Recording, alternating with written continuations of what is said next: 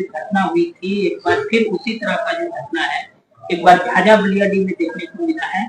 क्या लगता है इसमें बड़ी पैमाने पर कार्रवाई भी हुई है क्या, और किस रूप में इसका चीज को देखिए, जो घटना एक बार बीत चुकी थी 2017 में, उससे हम लोगों ने सबक लिया है और वैसी कोई घटना अब हम लोग दोबारा उसकी पुनरावृत्ति नहीं होने देंगे जमुई में। अभी आपने देखा हुआ कि कुछ बलियाडीह में कुछ असामाजिक तत्व, जिनको मैं स्पष्ट शब्दों में कहता हूं कि असामाजिक तत्वों ने जाके वहां पे ये जिस तरह से बरगलाया है, उकसाया है लोगों को, वो नहीं होना चाहिए था।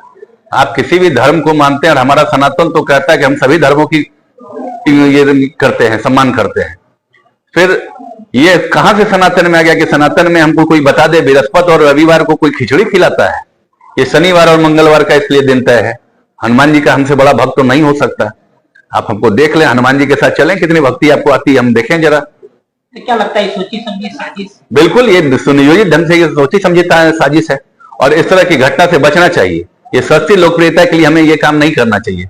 ये सस्ती लोकप्रियता है और ये सस्ती लोकप्रियता के लिए लोगों को इससे दूर रहना चाहिए। और ऐसे अगर जो भी सस्ती लोकप्रियता के लिए अगर इस तरह से कोई गिरा हुआ काम करते हैं, उन पर अविलंब कार्रवाई होगी और कार्रवाई हो रही है।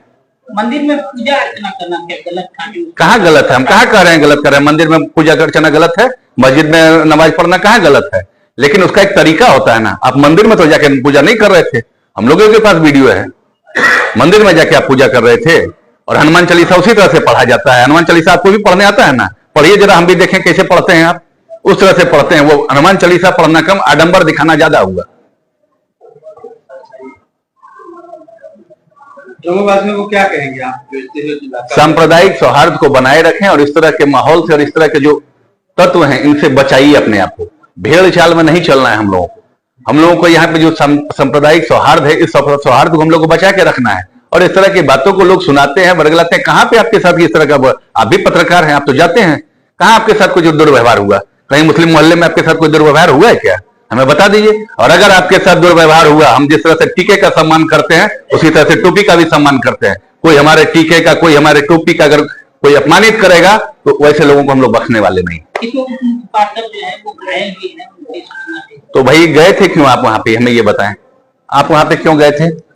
आप वहां पे क्या करने गए थे? और अगर आप वहां पे गए थे तो क्या आपने प्रशासन को इसकी सूचना दी थी? क्या आपने इसका लाइसेंस लिया था? हम घर में या कोई भी कोई जागरण करते हैं या कुछ करते हैं, उसके लिए लाइसेंस लिया जाता है। पत्रकार बंधु, इसकी तो जानकारी होगी आपके पास। तो क्या उन्होंने लाइसेंस लिया था? लाइसेंस लेने के बाद क्या ऐसी कोई घटना घटी है क्या? कहीं बताएं। और लाइसेंस लेने के बाद अगर इस तरह की घटना घटती तो हम मानते कि वहां के लोग दोषी हैं जिन्होंने इनके ऊपर हमला किया है।